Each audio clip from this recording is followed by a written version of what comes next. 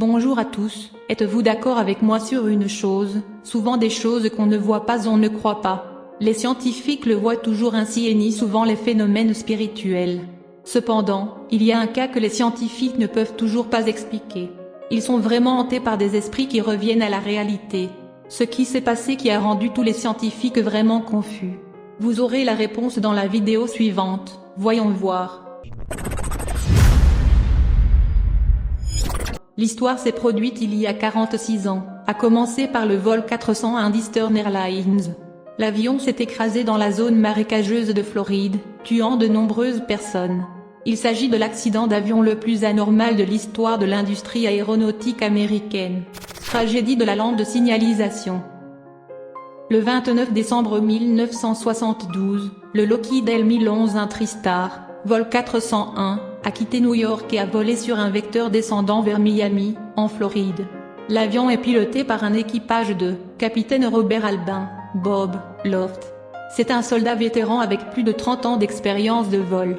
Premier officier Albert John Burt Stockstill et ingénieur aéronautique Donald Louis, dont Ripo avec 10 agents de bord. Le vol transportant 163 passagers a décollé de l'aéroport international John F. Kennedy de New York à 21h20, à l'aéroport international de Miami. Tout semblait paisible jusqu'au début du terrible cauchemar.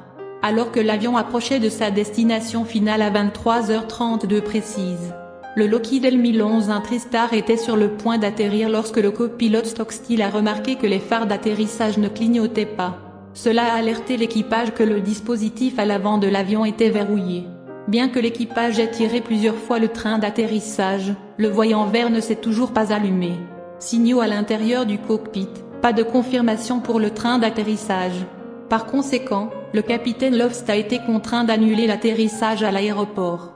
Informé ensuite le contrôle aérien de la situation. La station de contrôle a reçu l'information et a demandé au commandant de bord de maintenir l'altitude, tout en essayant de la corriger. À ce moment-là, l'avion a été mis en mode autopilote à une altitude de 2000 pieds, au-dessus de la zone marécageuse des Everglades, en Floride. Pendant ce temps, l'équipage met tout en œuvre pour découvrir la cause du dysfonctionnement des feux de signalisation avec son intuition. L'ingénieur Don Ripo a étudié l'appareil qui a atterri par une fenêtre et a découvert qu'il ne fonctionnait vraiment pas. La résolution du problème a retenu toute l'attention de l'équipage, et aucun d'entre eux n'a réalisé que l'un des trois avait accidentellement appuyé sur le bouton d'arrêt du pilote automatique. Pire encore, personne n'a remarqué que l'avion perdait de l'altitude. La distraction plus les éléments réalistes lorsque l'avion survolait le marais, pas vraiment un repère visuel. Le cadre de référence de la nature sauvage ci-dessous dans l'obscurité empêchait quiconque, même des pilotes vétérans comme le capitaine Bob Loft, jusqu'à ce que l'équipage réalise le problème, il était trop tard. Le vol 401 descendait dans le marais ci-dessous à une vitesse de 363 km/h. L'écrasement du ventre de l'avion contre la surface du marais a libéré tout le carburant, faisant briller un marais sombre de feu. Au total, 97 personnes ont été tuées sur un total de 176 personnes à bord du vol 401, dont l'ensemble de l'équipage. Son ampleur désastreuse le classe au deuxième rang des pires catastrophes aériennes aux États-Unis. Mais les choses ne s'arrêtent pas là. Les esprits rôdant sur les vols. Peu de temps après l'accident, des histoires étranges ont commencé à circuler dans la communauté aéronautique américaine de rencontres fantomatiques avec l'équipage mort, dans de nombreuses circonstances étranges. Sur les lieux du crime, de nombreuses histoires mystérieuses ont commencé à se dérouler autour de la zone marécageuse en présence de nombreux témoins. Lors de la restauration de la scène, ils ont parfois vu plus de 20 esprits, des gens debout, des gens assis, flânant autour de la zone où ils travaillaient. Plus excitant est le fantôme du capitaine Bob Loft apparaissant devant certains membres du personnel de la compagnie aérienne et disant « Il n'y aura plus un tel accident, cela ne se reproduira plus ». Peu de temps après, une personne a continué à voir l'ingénieur Don Ripo assis pensivement dans le cockpit délabré, disparaissant et apparaissant comme un fin brouillard dans la nuit. À cette époque, la nouvelle du mystère du crash du vol 401 d'Eastern Airlines s'était répandue au loin. Son impact arrête non seulement le mystère spirituel, mais ce qui rend inexplicable de nombreuses personnes dans la science et la technologie de l'aviation, c'est le contact de l'équipage de conduite décédé avec les passagers sur d'autres vols avec le même itinéraire que le vol 401. Un événement terrifiant s'est produit devant de nombreuses personnes. C'est alors qu'une passagère venait de s'installer sur son siège lorsqu'elle remarqua soudain le vieil homme assis dans le siège à côté de lui avec un visage pâle. Il avait l'air assez fatigué. Quand elle se tourna pour demander, il était confus et ne répondait pas. Inquiète pour cet homme, elle a sonné pour appeler les agents de bord à l'aide. Juste au moment où l'hôtesse de l'air est arrivée, l'homme a soudainement disparu juste devant elle et quelques passagers autour. L'incident s'est produit si honnêtement que la femme a paniqué et a perdu son sang-froid. Les hôtesses de l'air ont dû faire de leur mieux pour la rassurer. Après que le passager se soit calmé, une hôtesse de l'air lui a montré des photos et elle a reconnu le visage de l'homme assis à côté d'elle en tant qu'ingénieur dont Ripo. À une autre occasion, alors que l'équipage vérifiait l'équipement avant le vol, ils ont soudainement vu le capitaine Bob Loft se promener sous l'avion. Il leur a même dit, l'avion devait être soigneusement examiné, comme il l'avait fait avant de disparaître dans les airs. L'incident a été si choquant que le vol a finalement été annulé pour une inspection approfondie des machines.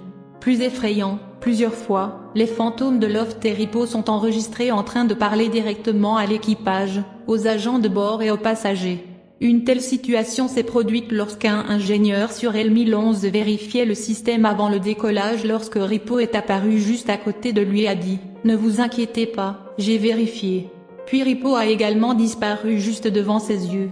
De tels incidents se produisent non seulement pour l'équipage de conduite, mais aussi pour ceux qui occupent des postes de haut rang dans la compagnie aérienne. Par exemple, la réunion fantôme du vice-président d'Eastern Airlines lorsqu'il est entré en classe affaires et a salué l'homme en uniforme. Cette personne pense qu'il est le capitaine du vol qui est sur le point de partir. À la grande horreur de l'opérateur, il s'est lentement rendu compte que la personne à qui il parlait était le regretté capitaine, Bob Loft. À ce moment-là, Loft a disparu dans les airs. Phénomène étrange. Les scientifiques sont vraiment confus. Les diverses observations de fantômes de Robert Albin, Bob Loft et Donald Louis, dont Ripo ont toutes une caractéristique intéressante, parfois étrange. La plupart des fantômes des deux ont été décrits par des témoins oculaires comme des entités extrêmement vivantes et réelles, ressemblant à de véritables formes de chair et de sang plutôt qu'à des entités fantômes.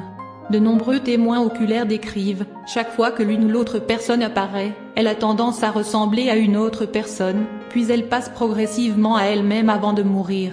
Les tentatives des enquêteurs paranormaux pour comprendre ce phénomène psychique ont été refusées pour coopérer avec Eastern Airlines. Ils semblent essayer de cacher ces événements mystérieux.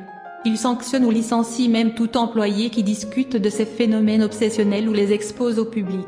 Cependant, malgré le refus et l'évitement de mentionner tout sujet lié à d'étranges événements spirituels, Eastern Airlines est encore en train de retirer discrètement toutes les pièces extraites de l'avion numéro 401.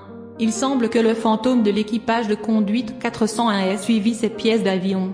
On dit que l'accident semble avoir fortement hanté les âmes de l'équipage décédé. Tous les phénomènes fantomatiques qui se sont produits sur les différents vols du L1011 ont été signalés à la United States Flight Safety Foundation. L'organisation a recueilli de nombreux rapports de témoins et a publié une déclaration. Les rapports des pilotes expérimentés et des équipages de conduite sont fiables. Nous les considérons importants. En 1991, Eastern Airlines a fait faillite. Bien qu'elle n'existe plus, l'héritage qu'elle laisse est le titre de la compagnie aérienne la plus hantée au monde. Il semble y avoir peu de raisons pour que ces témoins mentent ou répandent des histoires de fantômes, puisqu'ils ont déjà une bonne réputation dans la profession. De plus, il n'y a jamais eu de crash d'avion où de nombreux témoins ont vu des fantômes aussi clairement et en détail que ce vol 401. Cela a conduit les enquêteurs de l'industrie aéronautique américaine à admettre son authenticité, et à mettre la science expérimentale dans un état de confusion. Une grande partie de cela est documentée dans le livre de John G. Fuller. Publié en 1976, The Ghost of Flight 401 aurait exaspéré les poursuites à Eastern, qui aurait apparemment envisagé de poursuivre Fuller.